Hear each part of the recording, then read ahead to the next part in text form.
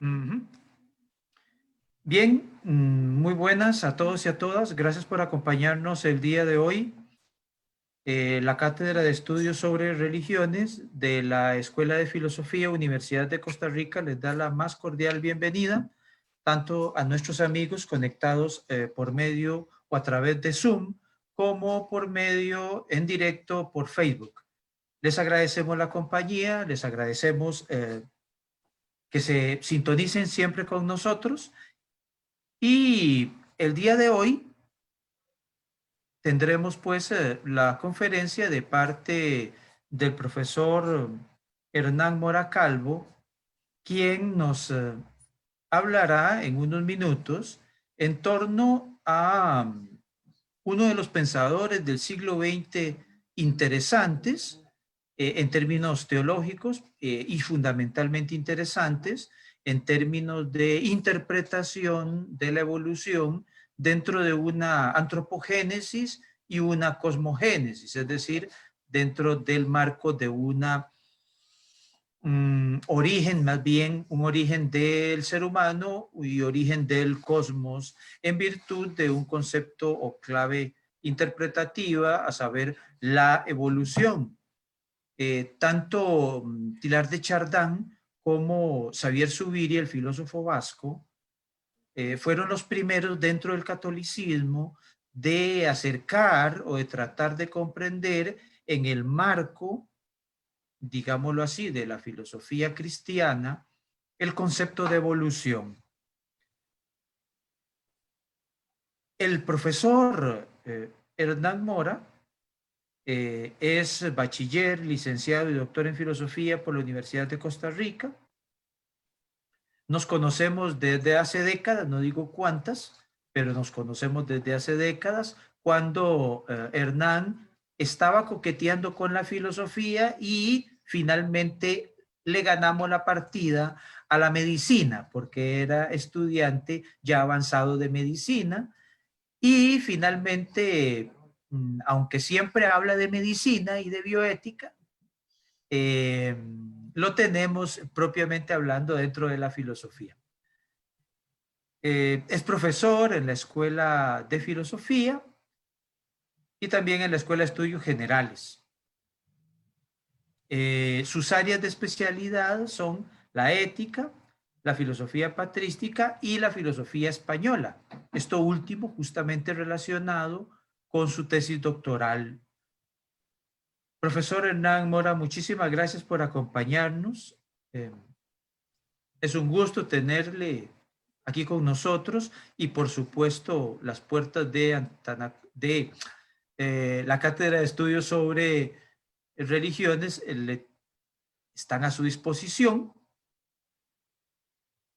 Le agradecemos, insisto, su presencia y estamos prestos para escucharle lo que hoy nos va a decir nada menos y nada más en torno al Dios natural del padre Tilar de Chardin.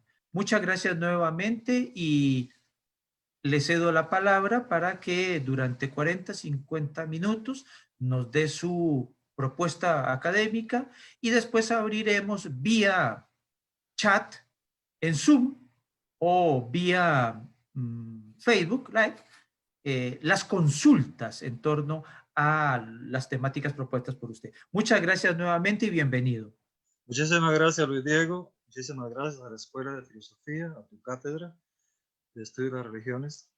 Y pues para mí es un honor estar aquí con ustedes y con todo el público que desee seguirnos.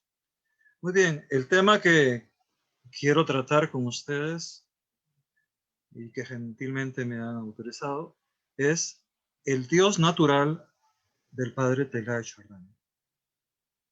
Vamos a dividir esta exposición en puntos básicos de orientación. El primero, la ubicación de algunos conceptos como la evolución, el punto científico de Teilhard de Chardin, el concepto de Dios, la tendencia panteísta de alguien que se llama cristiano, la fe abierta como solución al problema del panteísmo teilhardiano y las tesis científicas finales de Teilhard y ya un resumen por medio de tesis de qué es Dios para Teilhard de Chardin. Pues bien, lo primero que sería es ubicar cronológicamente a Teilhard. Teilhard nació en Francia, de origen de una familia acomodada, modesta pero acomodada, de clase media, muy intelectual, con un padre con una gran biblioteca que Teilhard admiraba, con unas hermanas y unas tías de envidiable preparación académica también, leían prácticamente en 4 idiomas. Era una familia culta, pese a los modestos ingresos de clase media. Ingresó por vocación a la Orden de los Jesuitas, nació en 1881, ingresa a la Orden de los Jesuitas, y en la Orden de los Jesuitas está el deseo de tener una profesión, es uno de los requisitos, y escoge la profesión de paleontólogo, o sea, el que estudia los orígenes del hombre a partir de la reconstrucción de las osamentas o de los vestigios arqueológicos, etc. Y era muy bueno, eso hay que reconocerlo porque lo dicen sus amigos críticos alemanes paleontólogos. Era excesivamente perfeccionista, además de excesivamente fumador, y le gustaba llevar un cuaderno de notas en 2 bolsillos, en un bolsillo uno y en otro bolsillo otro, y un juego de unos 4 lápices, porque decía que siempre los lápices se rompían. Probablemente era la fuerza, decían los amigos alemanes, con que escribe. Y era tan bueno que la gente olvidaba que era un sacerdote cuando estaba investigando.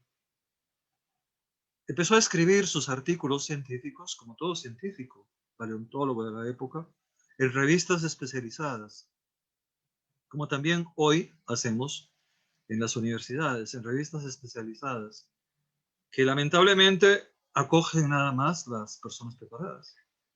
Sin embargo, tuvo la mala suerte de que, como era sacerdote, fue intervenido primero por su misma orden, posteriormente por el Tribunal del Santo Oficio, la Oficina de la Defensa de la Fe, y posteriormente fue condenado, entre comillas, amonestado, para que residiera después de hacer sus expediciones por Egipto, China, para que residiera enclaustrado en lo que él llama un piso, en un 10º piso, a su vez, de un edificio en el centro de Nueva York, muy cercano a la iglesia de San Patricio, la catedral de San Patricio, para que pudiera cumplir como sacerdote el oficio de dar 2 misas los domingos.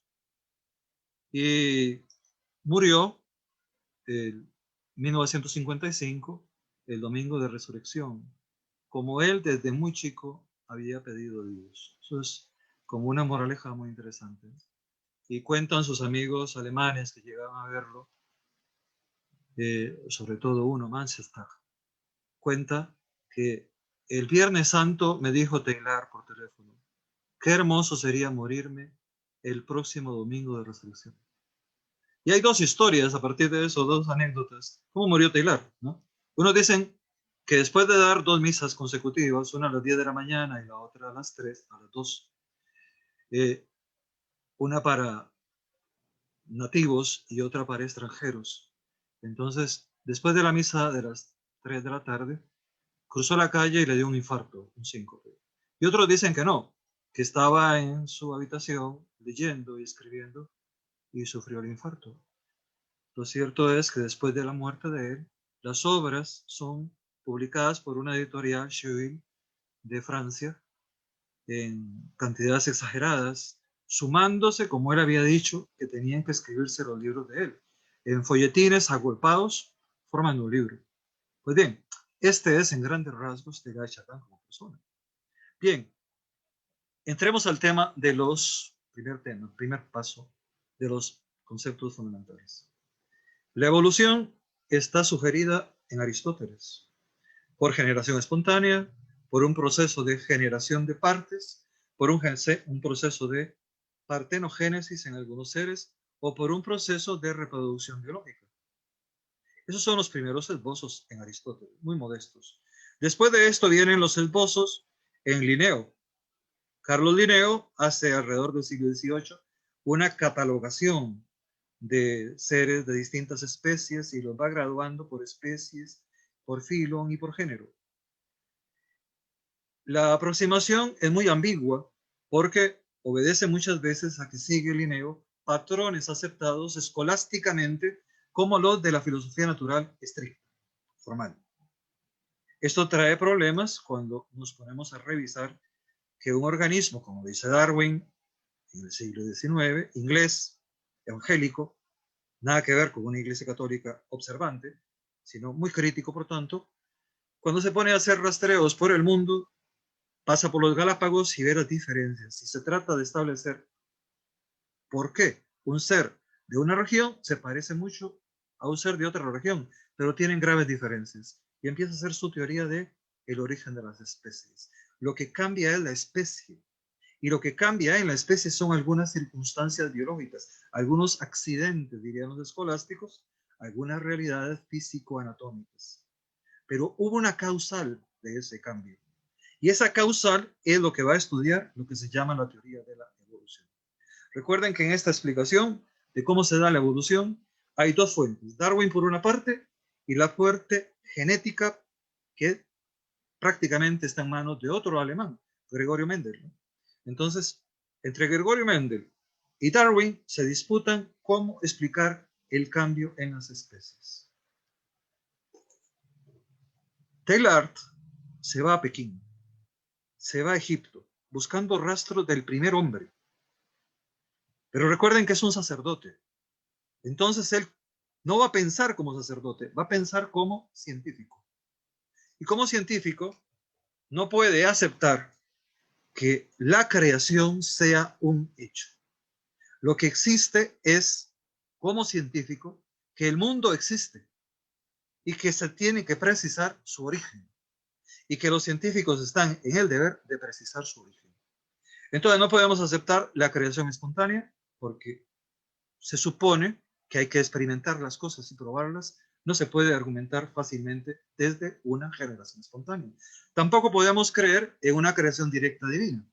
Entonces hay que argumentar probablemente, siguiendo a Darwin y a Bergson, uno de sus autores favoritos, filósofo francés, más o menos contemporáneo con Taylor, hay que argumentar que hay una evolución y que en esa evolución se da un proceso gradual de creación y de diferenciación. Y eso sí es importante. Hay una evolución. Los seres no son exactamente los mismos conforme pasan las épocas, los tiempos históricos, las temporadas y las estaciones. Los seres van cambiando y ese cambio tiene que ser motivado por dos aspectos. Uno, la variación ambiental, la ubicación geográfica y las condiciones internas propias de cada especie, que obedecen a modificaciones también internas de cada especie. Pero que esto lo diga un sacerdote, repito, se las trae. Porque somos creados a imagen de Dios. Pero ¿cómo explicamos que el Homo sapiens tenga un antecedente en el hombre de Neandertal, o en el hombre de Cro-Magnon, o en el hombre que él estudió en Pekín, el hombre de Pekín? Aquí una pequeña anécdota. Dice Taylor, después de estar estudiando al hombre de Pekín durante 40 años, descubren por carbono 14 y pruebas radiológicas que este hombre no era un hombre, que era difícilmente un espécimen ligado a la especie humana. O sea, qué chistoso. He gastado 40 años de mi vida en ser científico y me he equivocado. Eso es un chiste de Taylor. Y lo asumió con valentía, ¿no? Siguió investigando, siguió pensando, porque eso era el afán de tratar de explicar el origen del hombre. Y entonces el hombre tiene que nacer por transformación. Como las cosas, como los seres, como los animalitos y las plantas, por transformaciones graduales. Transformismo. Ese transformismo que va a describirse en Taylor bajo 3 puntos. Primer punto, las cosas existen. Las cosas naturales tienen una filogenia, un origen. Esa filogenia es muy estática, muy rutinaria. Son las cosas de la naturaleza. Es el mundo de lo geofísico. Son cosas físicas, naturaleza física. Los animalitos, las plantas, el universo. los astros. Todo indica una evolución geofísica. Pero hay un grado en esa realidad natural, que es el hombre como ser cuando aparece, tiene que haber surgido por un cambio. Para que el hombre se haya transformado en lo que hoy es, tuvo que haberse sufrido una mutación. Esa mutación está en su capacidad cerebral. El hombre que andaba en las estepas hace millones de años empezó a razonar poco a poco, progresivamente. Su mutación básica es el origen de su conciencia. Su concientización diaria, cotidiana, es un hecho que debe ser exigido y es un hecho que puede ser registrado. Y esa es verdaderamente la característica de lo que significa ser un ser humano, tener conciencia. Y entonces aparecemos en el mundo de la noogénesis, de la realidad de un mundo, de una noosfera que es superior al mundo físico, elemental. Pero resulta que con la conciencia yo puedo descubrir realidades que superan la física, realidades del conocimiento abstracto. Yo puedo descubrir la armonía del universo y las contradicciones del universo. Puedo descubrir la formalidad para entender las cosas. Puedo tener un método y adquirir un método. En el método que utiliza Taylor aparece la observación como punto de partida, pero también la descripción necesaria de un objeto de la forma más exhaustiva, hasta la desesperación. Así lo catalogaban sus amigos franceses, sus paleontólogos amigos ingleses, hasta la desesperación, hasta llegar a sacar de quicio. Este hombre no deja de escribir sus anotaciones, sus observaciones, y luego las pone en un mapa conceptual gigantesco y empieza a ordenar caos, empieza a atar ideas. Observación y descripción. A la descripción, poniéndose de moda con el tiempo, llamó Taylor fenomenología científica. Y el primer objeto en observar es el que a él le interesa, el ser humano. Por tanto, esta fenomenología científica, que no filosofía, sino ciencia, ciencia fundamentada en la paleontología, en la descripción de los hallazgos paleontológicos razonados, porque se van describiendo y se van razonando cómo se van dando la evolución. Se ensaña en describir al hombre como fenómeno. Y un fenómeno para esta ciencia es todo aquello que acaece como un hecho, que puede ser registrado, puede ser observado, descrito y buscado en sus pormenores más pequeños y más grandes. Pormenores que involucran contradicciones, afirmaciones de una evolución, contradicciones de que se presenta este fenómeno aquí, pero se desdice para allá, o sea, esto no es válido para esta teoría. Es un estudio que procura ser científico. Y él es el autor de esta fenomenología. Y el hombre es el fenómeno principal. Pues bien, en ese transformismo descubre Teilhard de Chardin que el hombre es un ser de convergencia y de divergencia. De convergencia porque todos los seres humanos, quierase o no, coinciden en algunos aspectos. De divergencia porque quierase o no, todos los seres humanos somos distintos en algunos aspectos. Pero enfocándose en los aspectos biológicos, no en aspectos morales, no en aspectos metafísicos, religiosos, sino en su condición, en lo que él va a llamar la condición humana, que es algo más que la naturaleza. El hombre por naturaleza no puede ser estudiado, su naturaleza no puede ser estudiado, pero sí puede ser estudiada su condición, su realidad, cómo se comporta hoy en este presente y cómo podemos deducir desde este presente lo que fue en el pasado. Por tanto, otra vez, evolución. Y el hombre entonces es convergencia y divergencia. Pero ese hombre está situado en un cosmos. Y ese cosmos, ese universo en que está el hombre, le demuestra que el hombre es ultrahumano. El hombre está en un cosmos, pero ese cosmos demuestra relaciones con él. y hace una crítica muy severa a algunos científicos que en la Edad Media, científicos de la Edad Media, presuponían, y Aristóteles parece que lo insinúa, que algunas condiciones humanas, por ejemplo el carácter de las mujeres, por ejemplo el carácter de algunos animalitos, la maduración de las plantas, así como las mareas, está sujeta a la presencia del estímulo de la luna. Y por eso llamaban a estos fenómenos los medievales, fenómenos lunáticos, conductas lunáticas. Teilhard de Chardin discrepa de eso y dice que todo el cosmos tiene una armonía, pero no afecta en la conducta. Tiene una relación con el hombre, porque el hombre, igual que el cosmos, progresivamente se va perfeccionando o modificando. Por tanto, hay algo estructural, algo mágico, dice, en el universo que lo condiciona a ir progresando siempre. En grados de complejidad, de complexación y de encogimiento. Complexación, todo se agrupa y todo se diferencia a la vez. No es un fenómeno que se da primero este y okay. No, se dan a la vez.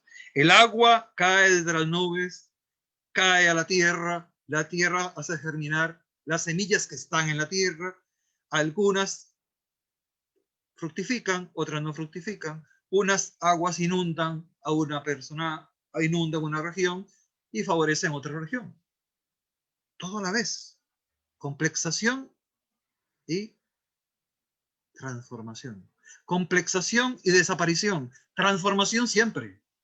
Quiere decir que este universo tiene leyes. Esas leyes son estructuralmente importantes. Esas leyes se pueden averiguar. La razón humana, los científicos, tienen el deber de descubrir esas leyes. Y ese es el campo, el terreno, entonces, de la evolución de Teilhard. Bien, en todo esto, cuando decimos que el hombre descubre por su razón científica, utilizando la fenomenología tayloriana, descubre lo ultrahumano, descubre, intuye a Dios. Esa es la expresión que usa Teilhard. Llega el momento en que el hombre tiene que aceptar la intuición de Dios. No es que el hombre se lo ha inventado, es que el hombre lo ha intuido, porque todo llama a la vida en la naturaleza, porque hay una universalización. Todo al final en el universo converge y diverge, pero al final vuelve a converger. Todo pasa por algo y todo contribuye a algo. Sea en el plano de la experiencia humana, sea en el plano del universo sensible. Esto tiene un problema. Y es que mucha gente que intuye esto empieza a ser víctima de sus imaginaciones y de sus fantasías. Pero eso no es ciencia, dice Teilhard. Eso son ilusiones, son fantasías. Hay elementos en ese universo de convergencias, de uniformidad, muy superficial. Y hay otros de seria oposición. Y esto produce un lío académico científico, académico social y académico religioso. Por tanto, una confusión, dice Teilhard. El conocimiento se confunde y se enrolla en prejuicios y en postulados que nadie ha probado. Número uno. Y número dos, se equivoca en medio de razonamientos lo que perfectamente se podría descubrir suponiendo un factor distinto. El gran parecido en las transformaciones del universo. La unidad del espíritu que descubre el espíritu humano. La unidad de todo el universo que descubre el espíritu humano. Esto nos lleva a dos puntos de partida para hablar de Dios. Todo el universo evoluciona, es indiscutible. El universo exige un centro, una realidad energética principalísima, diría Teilhard.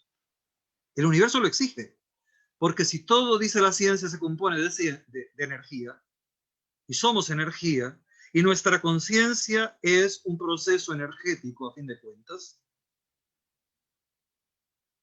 esto de alguna forma supone radicalmente la existencia de un Dios personal, de una conciencia evolutiva que descubre la conciencia universal de Dios.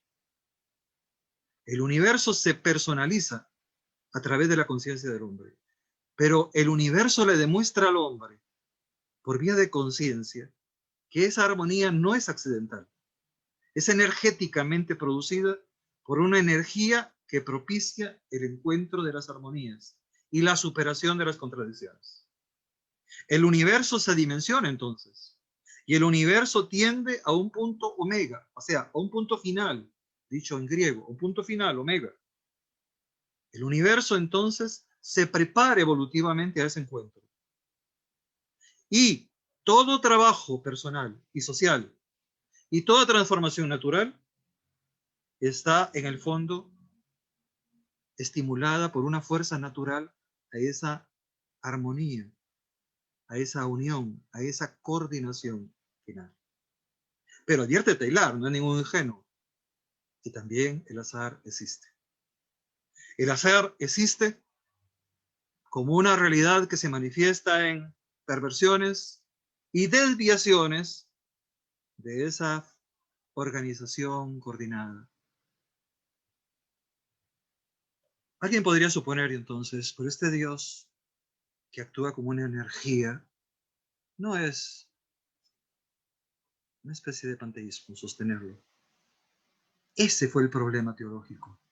Ese fue el problema con sus hermanos sacerdotes, no con los científicos, que sabían leerlo bien, sino con sus hermanos sacerdotes y con el Tribunal de la Defensa de la Fe. Y entonces, Taylor, en 1917, sospecha, ya muy joven, que lo están persiguiendo, que lo van a perseguir. Y dicen, pero es que yo no, escribe. Lo que yo practico y lo que yo digo, lo que yo estudio es un panteísmo pagano o un misticismo natural. Y contesta, en 1917, contesta, no es un panteísmo occidental, tipo Spinoza, tipo Hegel, tipo Plotino, tipo Schelling. Tampoco es un panteísmo occidental humanista, tipo Giordano Bruno o Goethe. No, tampoco es un panteísmo hinduista, porque en el panteísmo hinduista existe la efusión y la disolución total al encontrarse con el uno mayor, con el Dios mayor, con la divinidad. El hombre se pierde y todas las cosas se pierden. El nirvana se convierte en una realidad física natural y trascendental. Y dice Taylor, esos panteísmos, esa forma de hacer panteísmo, es al que llamó panteísmo pagano. Eso es una ilusión de la razón materialista. Y los materialismos son panteístas. Y los panteísmos son materialistas. Yo pregono un materialismo cristiano. Y eso, como dijo, así como lo dijo en forma de chiste, en un artículo y una carta a su hermana, lo agarraron en el aire y lo condenaron. Ah, declaración de boca propia, es panteísta. Luego tiene otra vez que volver a rectificarla y explicar la frase, ¿no? Primero, no soy un panteísta materialista. No creo en un englobamiento efectuado por un ser plural que amalgame todo y supere todo, tipo Hegel, y que de alguna u otra forma haga abolición de los individuos y de cada individuo en particular. No creo en eso. Tampoco hago referencia, dice él, a un ser infinito que por su fuerza se vaya desarrollando y tragando todas las cosas y que vaya impulsando los progresos de la historia y de la naturaleza. No creo tampoco en eso. Por tanto, no creo en Spinoza, en Hegel o en la teosofía. Esa observación última de Taylor se las trae. No creo en el panteísmo de un Hegel, de un Spinoza o de una teosofía. ¿Quién inspiró a quién? Eso es lo que decía Taylor. ¿Quién inspiró a quién? Yo soy un católico jesuita, arqueólogo y científico, y estoy pensando como científico y no fundamentado en ilusiones y en razonamientos. Me fundamento en la observación y descripción científicas y en las pruebas que hago. Entonces, ¿qué es el panteísmo pagano de Taylor? Supone varias cosas. En primer lugar, que hay una fuerza natural, incluso en lo inanimado, porque para algo están ahí, tirando fuerza, tirando presencia. Para algo está la piedra, ¿no? Para algo está la estrella, para algo está el sol y la luna. Son inanimados, pero para algo están. Hay una fuerza ahí detrás de ellos, o ellos tienen una energía, y algo tiene que estar haciendo esa energía en el universo. Y esa energía se comparación, que es diferente a la analogía, se compara científicamente con la energía que empezó a formar el universo, que dio origen al universo. Vean lo que dice Taylor, ¿no? Hubo una energía, un punto energético que dio origen al universo. Y esta forma de energía produjo formas distintas de energía. Y esa gran energía productora de más energía se garantiza como existente por su gran estabilidad. Solo con una gran estabilidad físicamente estudiada en el universo se puede mantener en su eje y los astros no chocan entre sí y la Tierra gira alrededor del Sol y alrededor de la Tierra gira la Luna. Y alrededor de Júpiter, 5 satélites. Y nadie choca.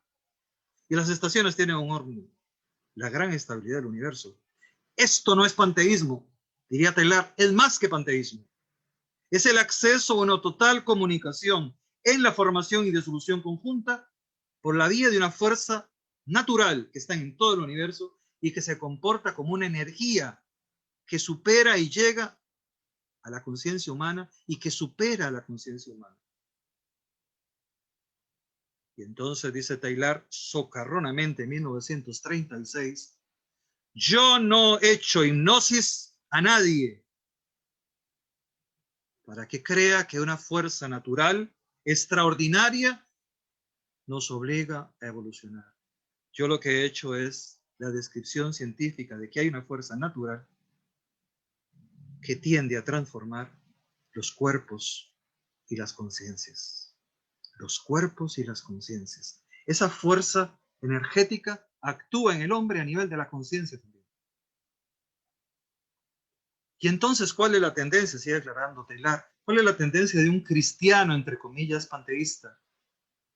De un buen cristiano panteísta. Pues Dios es el origen energético. Hay una tendencia en el hombre a maravillarse por todo, sobre todo por el cosmos. Hay una tendencia en los hombres de buena voluntad en bautizar la naturaleza y en preservarla personalmente. Repite Taylor, los hombres de buena voluntad. Aprendamos, ¿no? Para hoy. Verificar en la experiencia de cada uno que el universo es armónico, extraordinario y que definitivamente evoluciona. Estar en capacidad de afirmar que el universo necesita ser explicado, pero por gente capaz, no por fanáticos ni por ilusos. Y dice al respecto de esto, en un articulito inédito que posteriormente fue publicado en La Energía Humana, dice estas palabras: se debe estar en disposición de encontrar explicaciones mutuas de los elementos del universo y de su centro energético, explicaciones que sean transparentes y donde solo se admita la convergencia-divergencia universal cuando sea exactamente objetiva la observación y sea inicialmente verificada experimentalmente, no por ocurrencia. Explicar bien. Si vamos a encontrar ahí la energía de Dios, que sea después de haber hecho un estudio serio. Y luego afirma también, El panteísmo no es un acto digno de un cristiano.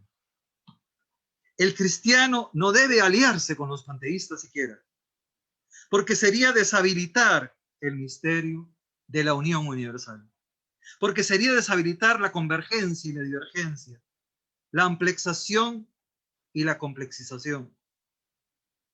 Y es la máxima tentación de aquel que se llame científico serio o filósofo. Es la máxima tentación, caer en el panteísmo y hacer de Dios un sujeto a la medida de Dios, a la medida del hombre. Ese sería el grave error. Esa es la máxima tentación. Para salir entonces de eso,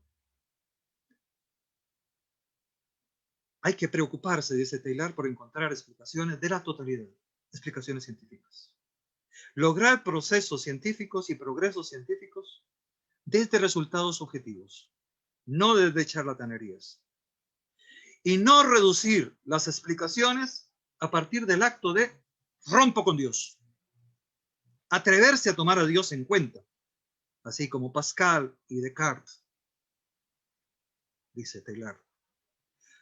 Se debe tener el coraje suficiente para romper con las teorías materialistas del panteísmo. Se debe tener una pasión exagerada por explicar la totalidad científica, sin eliminar todas las relaciones posibles de un mundo que activamente siempre existe y se transforma.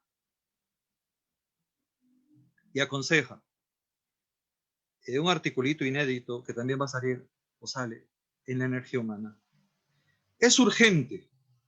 El cristiano debe acoger el fuego con que se emprendió la formación de la tierra y que entienda, es también urgente, que ese fuego no es Cristo, pero sí es un fuego inspirado en Cristo, crístico.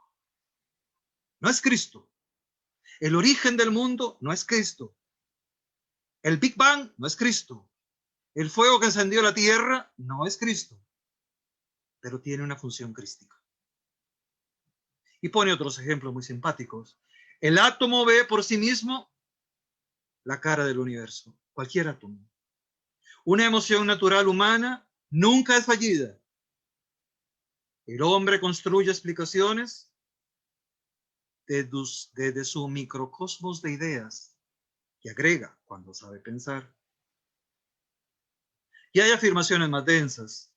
El absoluto es una necesidad, así como el comienzo del universo requiere de una posible existencia y de una mucho más necesaria explicación, probablemente evolutiva. Otro pensamiento más complejo. La ley de la complejidad es progresiva. Así como el espíritu crece, así la persona crece. Y esa actividad disloca totalmente al universo, pero también lo hace converger. Y es una actividad energética y de conciencia. La fe progresiva va a descubrir en el hombre la realidad ultrahumana.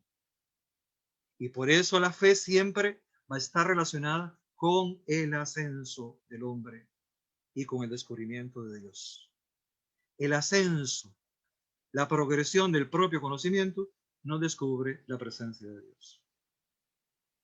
Estos hallazgos se harán siempre, dice Taylor, por hallazgos directos, no inventados, por pasiones que buscan unificar, no dividir, por necesidades de encontrar siempre, desde el inicio, una unificación en medio de todas las posibilidades de desorientación.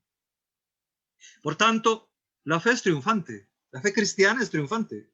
El panteísmo, entre comillas, que nace de esta fe, la creencia en Dios, es un Dios natural, es una experiencia personal que está en relación con los balances de estabilización del cosmos, con la sospecha de que hay algo más que la fusión y las altas síntesis del panteísmo materialista de Hegel, de Spinoza y de los hinduistas.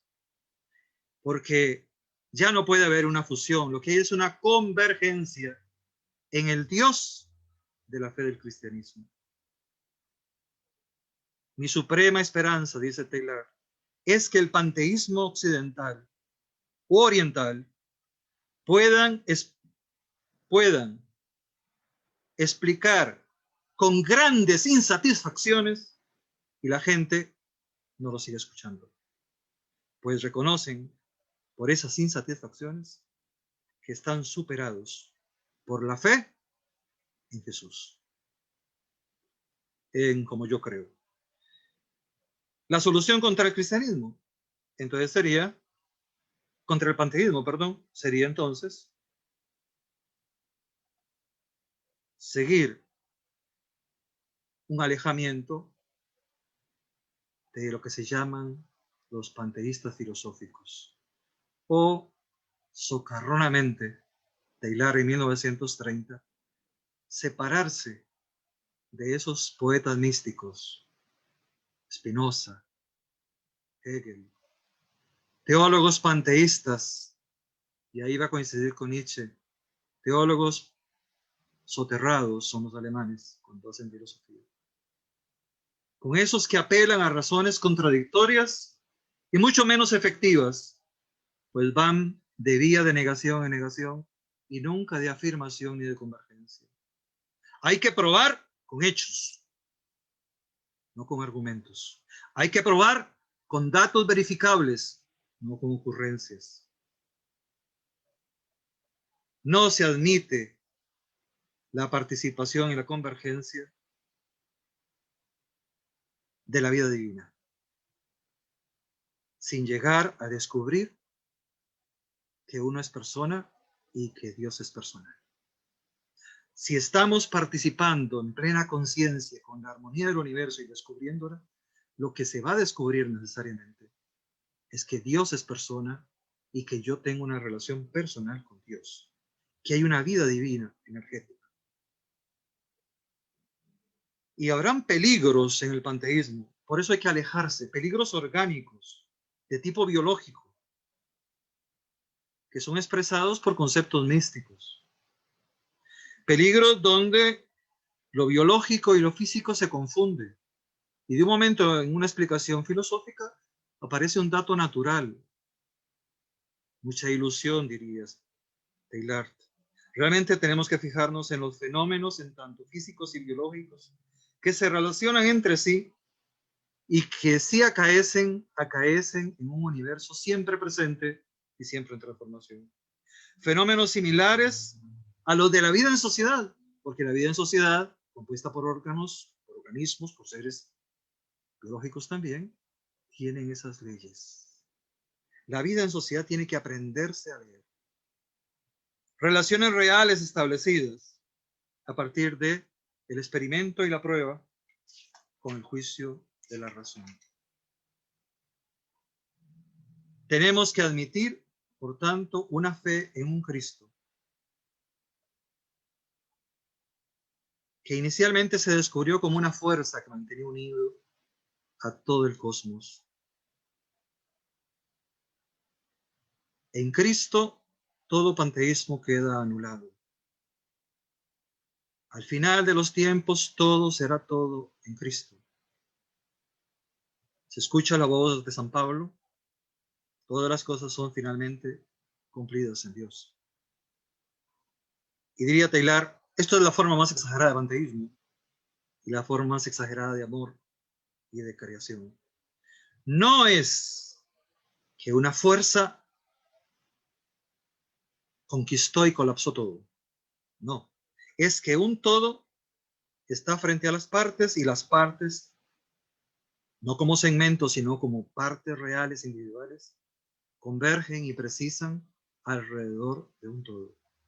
Y incluso ante ese todo siguen transformándose. Es la unidad del espíritu en Dios y con Dios. Es la personalización progresiva humana, dada la energía humana que se descubre en el proceso de actuar bajo la conciencia. Es una armonización de la persona, no es una despersonalización. Es una atracción universal interior, porque es la energía de la conciencia. Es fijarse simplemente en el hombre e investigar el fenómeno humano como fenómeno humano. Es percatarse del recurso del conocimiento como un hecho extraordinario. Pensar es un acto extraordinario. Y ver es más extraordinario todavía. Y eso a los que le falta a los que se dejan guiar por su egoísmo, por sus pasiones. Porque cuando uno ve, descubre que el amor produce, incluso en medio de la diferencia y ante la unidad. Todo es últimamente, todo será últimamente frente al todo. Todo estará frente al todo sin ser absorbido. Todo en el amor Dios, no que Dios encabeza una reabsorción. Eso no. Y se defiende muy bien Teilhard y dice, yo he dicho lo que ya dijo San Agustín. San Agustín dice en De Trinitate, existimos como siendo uno, intimamos y disfrutamos siendo uno, permanecemos siendo por siempre uno. No mata la relación con Dios, no mata la individualidad. Juan Escoto Erígena tiene una frase, o varias frases al respecto, muy similares, que dice, lo inferior verdaderamente es atraído en grado sumo desde su naturaleza por lo superior, y por ende es asumido en él, no en tanto y para dejar de ser lo que es, sino para seguirlo siendo, para ser por lo superior más plenamente redimido, salvado, para seguir subsistiendo y seguir siendo el ente individual que es. En el Salmo, en Padres de la Iglesia, Niñe 79, columnas 658. Y agrega Escoto Erígena, esta es la naturaleza de las cosas inferiores, ser borradas y absorbidas en la más superior y excelsa de todas. No para dejar de ser, para estar más, sino para estar más completamente preservada y así subsistir y seguir siendo uno. Que toda naturaleza permanezca íntegramente integrada con el que es, en la divina naturaleza. Ahora podemos resumir algunas cosas. ¿Cómo se da la presencia de Dios en el mundo? Teilhard tiene, mire, yo he sacado 13 puntos de la presencia de Dios en el mundo. La multitud refleja a Cristo. Voy a decirlas en cascada, ¿no? La multitud natural refleja a Cristo. Los designios inexorables son fijos, pero siempre amistosos. Así actúa Dios. El centro donde todo reside y se encuentra es la divinidad consciente. Todo el universo es una prolongación crística. El universo es un medio de gracia tras gracia, de vida, de materia, transformándose siempre en mensaje de armonía. El mundo seduce como con una gran magia, porque transmite un gran mensaje. Todo presente es natural y parece un caos, pero todo futuro es real e implica una evolución. Por tanto, hay que tener una gran solicitud, lenta paciencia, para encontrar la unidad en una tierra nueva. La humanidad está en marcha, por supuesto que está en marcha. El Dios de Teilhard nos dice que la humanidad va en marcha.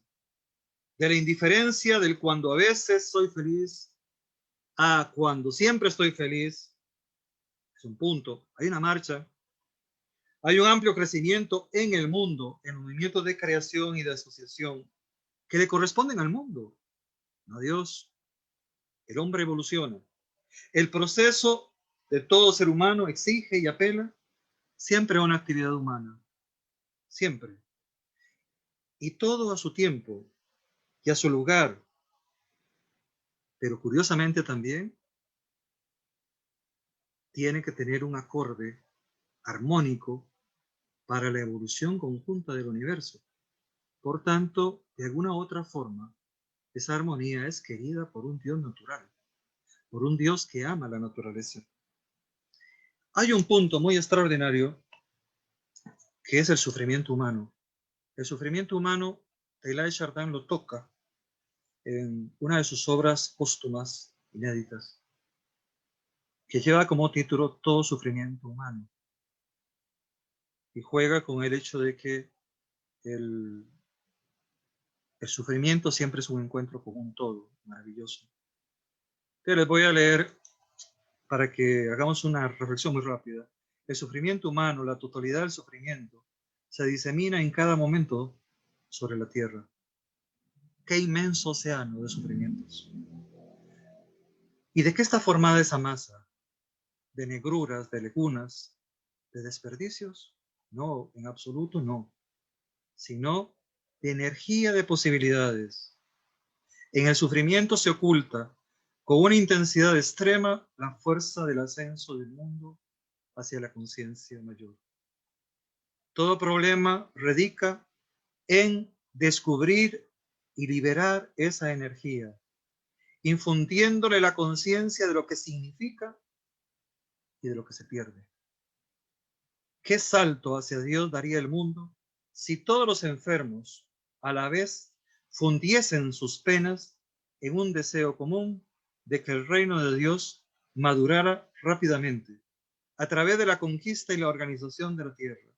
Si todos los pacientes de la tierra uniesen sus sufrimientos para que el dolor del mundo se convirtiera en un grande y único acto de conciencia universal, de sublimación y de unión, ¿acaso no sería el resultado de ello una de las formas más elevadas que podría revestir ante nuestros ojos la obra misteriosa del origen del mundo y de la creación?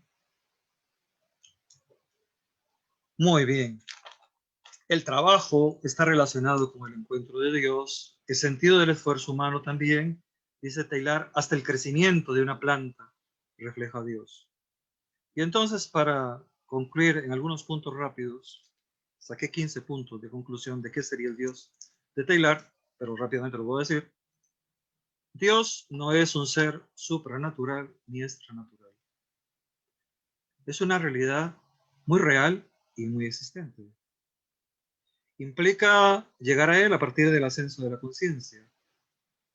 Es personal y ultrahumano y desborda siempre personalidad, amabilidad y deseo de creación, y es energía real. Es un Dios común a toda la naturaleza que se legitima desde la explicación científica, no como creador, sino como energía necesaria que forma y que garantiza las armonías. Afirmar ese Dios es afirmar un sentido razonable y evolutivo en cada quien y en el universo. Y su origen, ojo, su origen, la de este Dios, no es tema ni de la ciencia ni de la metafísica. Que Dios o Cristo sea un origen necesario, o sea el sentido de una dirección cósmica, no es afirmar que este Dios suspende las leyes de la naturaleza. Lo que quiere decir es que Dios no abandona el mundo y que al hombre y a su suerte los acompaña siempre, no los deja desamparados. Está oculto, pero está como una conciencia que siempre entiende de las cosas y como un omega punto que siempre está presente en el presente. Dios es como un destino y como una última finalidad, y por tanto hay que entender que nada, por más contradictorio que sea, es inútil o está perdido. Dios es el Dios de todos y de todos, incluso de los más extraños, naturalmente, y de los más desposeídos socialmente, y de los más perdidos moralmente. El Dios cristiano es una figura personal y excepcional, cercana a la naturaleza y al hombre. Es la palabra creadora y es el orientador para todos los hombres y para todo el cosmos. La plena fuerza de tal convergencia y divergencia es, vean lo interesante para Taylor, la plena fuerza de la convergencia y divergencia presente en la naturaleza es la resurrección de Cristo y de todos los seres humanos. Y recuerden que él pedía morir de un infarto un domingo de resurrección. Lo cristiano es todo lo que se cristifica, incluso el universo. El crucificado resucita y hace así posible la unidad de todas las vidas y de toda vida y de todas las vidas entre sí. El panteísmo y todo criterio que niegue la existencia de Dios o que manipule la existencia de Dios no prueba que Dios no exista. Simplemente afirma que él no cree en Dios, pero no prueba que Dios no existe. La fe crística no puede ser simplemente afirmada, tampoco demostrada, sino que tiene que ser confirmada por la ciencia. No puede ser afirmada, como lo hace la teología, no puede ser demostrada, como lo hacen las vías de la filosofía, sino que tiene que ser confirmada por la ciencia, como él intentó hacerlo. Pues bien, esa sería mi humilde y sencilla charlita, y pues esperamos las preguntas de ustedes, no sé. Muchas gracias, Hernán, muy amable por la participación. A quienes nos acompañan, ya sea por Facebook Live o por Zoom, les agradecemos que nos envíen sus comentarios o preguntas justamente para darle lectura y que puedan ser secundados por nuestro conferenciante el día de hoy. Mientras llegan preguntas, Hernán, y como para que veamos lo interesante del padre Pierre Teilhard de Chardin, eh, qué duro que Teilhard de Chardin, digo qué duro en el sentido de qué difícil, de que le tocó quedar mal con la teología y con la ciencia. Es decir, los teólogos pensaban que hacía ciencia y los hombres de ciencia pensaban que hacían teología. Pero digo qué difícil porque a fin de cuentas, después de 1917, como apuntabas, le tocó hacer una apología de su vocación cristiana. Digo, qué vida más ingrata. Claro. Digo, los mismos que le acompañan en vida de comunidad, pues terminan sometiéndolo a una especie de apologética, que términos, digámoslo así, científicos, sería el equivalente a una pérdida de tiempo, ¿no? Porque a fin de cuentas tiene que gastar mucha energía en autojustificar, en reinterpretar lo que él mismo ya ha dicho, en hacer correcciones a lo que otros creen que dijo, y bueno, qué difícil por una parte. Me hace eco la frase de Juan Pablo II, el Papa, que decía que los teólogos son el tesoro de la iglesia. Digo, qué suerte, ¿no? Porque imagínense si no lo fueran. Si siendo el tesoro, de Lo alguna tratan u así. otra forma, te vilipendian o te vapulean de esa manera, pues qué duro, porque a fin de cuentas son los mismos hermanos de comunidad. Entonces digo, qué desgarrón más ingrato. Por una parte, la vida de Teilhard de Chardin es eso. Y como último punto,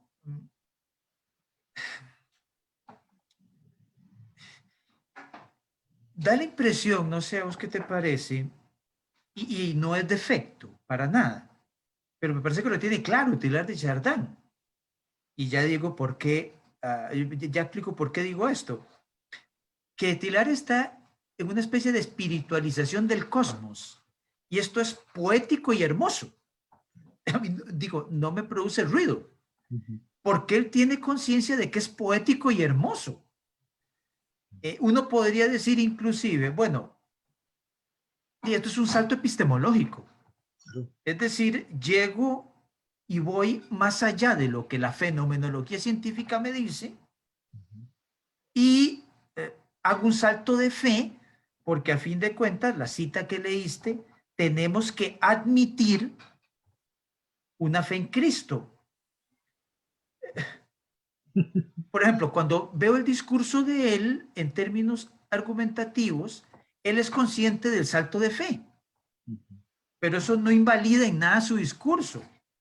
Lo que sí me preocupa, y quizás lo comparamos con algunas maneras de hacer discurso teológico hoy en día, y que llama poderosamente la atención, es tratar de hacer pasar al discurso de la teología por, de alguna u otra forma, discurso científico, cuando estamos hablando de dos discursos diametralmente opuestos. La teología, la poesía, la arquitectura, la pintura, la filosofía, no pasan necesariamente por el registro de la ciencia empírica. Claro, Pero tener conciencia de eso no significa devaluar el conocimiento, ni del arte, ni de la teología, ni de la poesía, etcétera. Aún así, algunos se empecinan en que su discurso teológico es el discurso, por ejemplo, histórico de Seller, de Mommsen, etcétera, y de otros tantos que sí hacen discurso histórico científico. ¿Qué te parece esa actitud, digo, con esta claridad con la cual Teilhard de Chardin no pretende, comillas, hacer ciencia en el sentido duro, pero no es problemático? Eso, ¿qué te parece? Sí, muy bien. Hay una observación que él le hace a un amigo paleontólogo, Mersin, alemán. Y hablando de esto, porque a él le preocupaba mucho la condena, que en 1950 ya empieza a hacerse más evidente. Ya empieza a oírse que está en el Vaticano, que lo están estudiando. Y entonces dice, lástima, soy jesuita por vocación. Entiendo a mis hermanos jesuitas. Lo que me duele es que ellos no entiendan la ciencia. Pero le decía, ¿sabes cuál es el problema? Que no tienen capacidad de visión. No saben ver. Tienen unas anteojeras que se han colocado voluntariamente y no se permiten encontrar que el universo es maravilloso, misterioso y digno de explicación. Se han puesto unas anteojeras. Lamentable, decía él. Probablemente yo seguía siendo jesuita porque amo ser jesuita, decía Taylor. Podría dejar la orden, pero sería dejar mi yo interior. Podría pensar distinto y acatar las órdenes, pero no puedo matar tampoco mi vocación que Dios me ha dado. Y ese himno que creo que es descubrir en el universo el encuentro de la perfección final. Eso era lo que él decía. Efectivamente, sus hermanos no lo entendían. Incluso por ahí algunos dijeron que nunca estuvo en el índice, ¿verdad? Que nunca fue censurado, que nunca fue intervenido, que nunca se le llamó la atención. Algunos dijeron eso tratando de defender principios teológicos religiosos. No, su pensamiento fue perseguido. Y sufría mucho y decía que era el castigo por sentir una pasión y conducirse por esa pasión que era la razón. Y encontraba en el Jesús que muere en la cruz su inspiración. Así como él estaba en el monte contemplando en el momento de la pasión el universo que lo destruía, así moría también amando al universo. Entonces, hay sí, todo un deseo de superar su vida conflictiva, ¿no? Pero asume que le tocaba vivir eso, ¿no? Eso es lo interesante. Era un hombre de fe. Y como tú dices, principalmente en los últimos libros de él, se demuestra como un hombre también místico poético. Hay una obrita eh, que queda inconclusa y que es redactada como imitación de uno de los libros a un poeta francés. Es imitación de cómo un poeta se inspira con la naturaleza.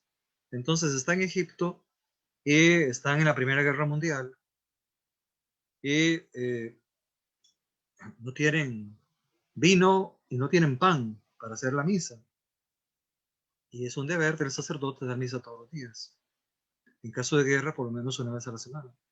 Entonces él redacta el himno del universo, compuesto de 4 artículos. Es una especie de misa, ¿no?, hacia el universo. Y ese reconocimiento de que efectivamente él como sacerdote representa una función crística, o sea, una función de naturalizar crísticamente, con la imagen de Cristo, la naturaleza. Eso no deja de ser poético, ¿no? Eso no deja de darle un tono que está más allá de la ciencia paleontológica y de la misma filosofía, ¿no? Es un hombre de una profunda fe. Por eso decía, me duele que la iglesia esté contra mí, cuando yo amo a la iglesia, ¿no? Es una madre peculiar, decía, ¿no? Castiga a los que la queremos y es ciega en su castigo.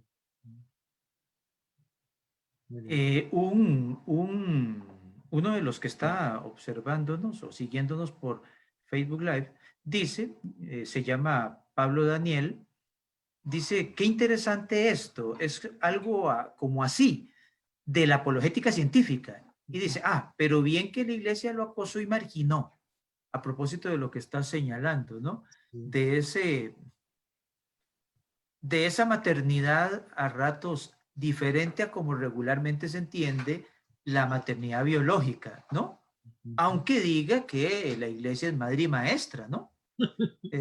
Digo, Sí, a sí, propósito de la encíclica, el nombre de la encíclica. sí. Eh, Ahí Teilhard tiene un chiste.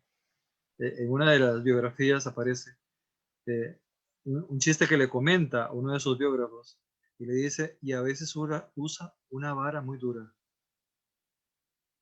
Es madre y maestra, pero a veces usa una vara muy dura.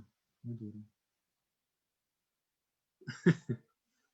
Muy Ahora, bien. eso digo, una persona que tiene que ir a celebrar a Estados Unidos, eh, aunque digan que se suavizó eh, Su castigo, su castigo, la advertencia. digo, te mandan al otro lado para que de alguna otra forma te desarraigues. Claro. Y Y hay eso para un que- intelectual en el carisma, vos lo conoces, de los jesuitas, Ujú. silenciar a un jesuita o mandarlo a que no escriba es matarlo. Claro, Porque es en la vocación de los jesuitas, lo académico es fundamental y se entiende como parte de... el amor a Dios, porque sí, entonces la mayor digo, gloria de Dios. el castigo muestra cierta maldad también, ¿no? Claro, claro. Digo, y sutil, porque una persona acostumbrada a dar cátedra, acostumbrada a estar en la vida académica, eh, anúlese y de la noche a la mañana usted ya no tiene presencia intelectual, ya en principio deje de escribir, ya en principio deje de enseñar, ya en principio deje todo eso que ha hecho. Casi Caramba, deja de qué existir. duro. Es casi deja de existir, ¿no? Sí. O sea, no lo matan porque es imposible, porque está condenado, pero es casi una muerte en vida, ¿no? Sí, claro. Ujú. Y Digo, que, es sorprendente. claro, él lo sobrellevaba con la obediencia, ¿no? Con el voto de obediencia. Y tenía sus leyes ahí, ¿no? O sea, ¿cómo puedo obedecer si al final casi está en contra de mí, ¿no? Está en contra de mi naturaleza, de mi vocación, de mi realidad psicológica. O sea, ¿cómo obedecer en esa situación? No deja de ser algo digno de rectificación, ¿verdad? De pedir rectificación. Hernán, Sí. continúa otro de los que nos sigue, que es Pablo Daniel, pareciera. Dice, si bien ya comentó que se aleja del panteísmo de autores como Spinoza o Hegel, pregunta, ¿en qué sentido cabe considerar si existe o no un alejamiento de la ontología de Meister Eckhart o el neoplatonismo plotiniano? Ajá, muy bien. Sí, es una buena inquietud. Eh, ¿Hasta dónde sabemos? Taylor no frecuentaba los textos de Plotino. Entonces ese es un punto a favor, ¿no? Pero se puede hacer perfectamente la separación. En el caso de Plotino, el uno es el que por vía de cascada origina todas las cosas. Y por vía de meditación, el ser humano encuentra progresivamente su reincorporación en el uno. No así las cosas que median entre el hombre y el uno. Esa es una drástica diferencia.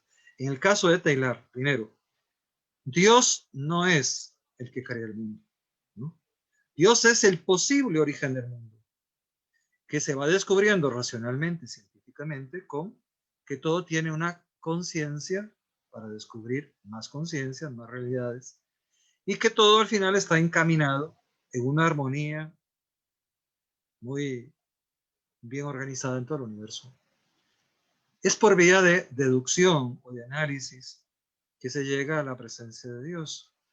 Este Dios no está repartido en las cosas, no ha sido el generador de cada una de esas cosas desgastándose, sino que ha dado el origen a que las cosas sean, a que existan.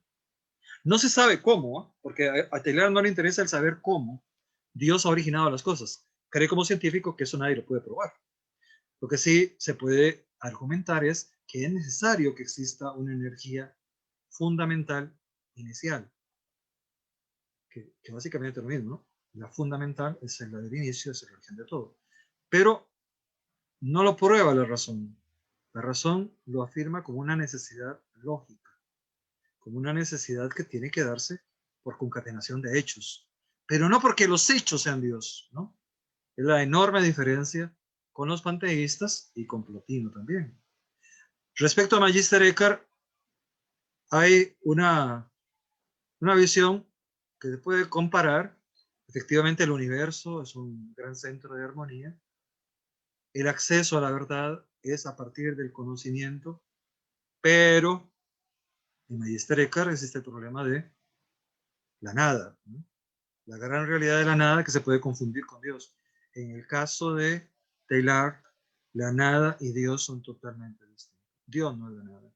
Dios es un todo, que organiza todo, que faculta un desprendimiento energético y produce todas las cosas desde un amor dadivoso finalmente.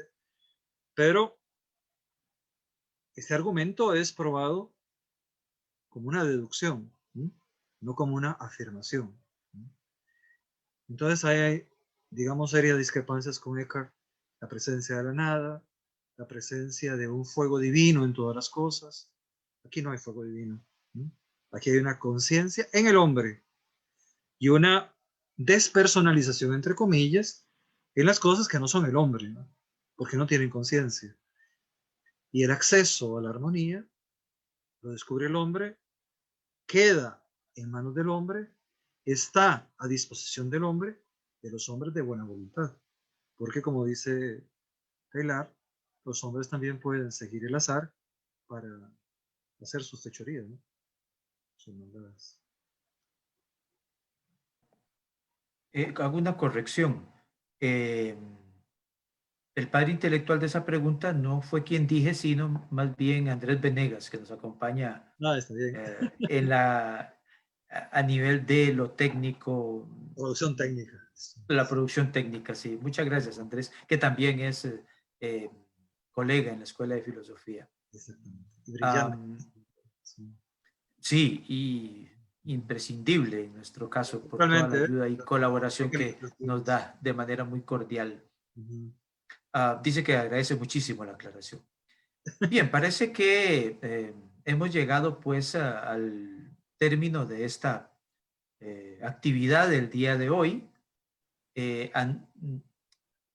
A todos los presentes muchas gracias y en particular al profesor Hernán Mora, eh, amigo de corazón y en la verdad, y quien de manera muy generosa nos ha acompañado en otras ocasiones y hoy, pues por supuesto también.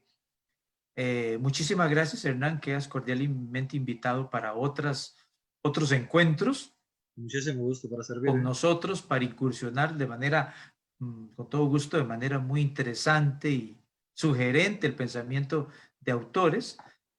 Yo sé que tienes gran afinidad por Orígenes en la patrística, por Claro. Tilar de Chardin, no solo por Tilar de Chardin, sino por Edith Stein, Santa Benedicta de la Cruz, en el Carmelo, teresiano. Y bueno, ya veremos entonces con cuál de estos autores de tu interés, incluido el mismo Ortega, nos acompañas. De verdad, muchísimas gracias. Muchas gracias a ustedes en sus hogares. Les recuerdo que el próximo lunes también tenemos una actividad que es un acceso a la religión desde las ciencias cognitivas, a cargo del doctor José Miguel Rodríguez, perdón, y que de alguna, ahora esto puede tener alguna implicación, la equivocación en el nombre, pero es don José Miguel Rodríguez. Y a ustedes desde sus casas, muchísimas gracias, de verdad. Pueden seguirnos en Facebook, allí van a encontrar tanto los anuncios pertinentes en torno a las actividades próximas que tenemos a lo largo de noviembre y también encuentra las grabaciones de estas conferencias archivadas o guardadas para que usted en el momento que lo considere pertinente pueda participarlas o verlas nuevamente. También tenemos canal en YouTube, Cátedra de Estudios sobre Religiones. Nuevamente, muchísimas gracias a ustedes también en sus hogares, que la pasen súper bien. Me Gracias a ti. alegro que estén con todo gusto, sospechosamente bien en medio de la pandemia, y pásenla muy, pero muy bien. Muchas gracias y buenas noches a Chao, todos. amigos. Adiós. Hasta luego, Luis Diego.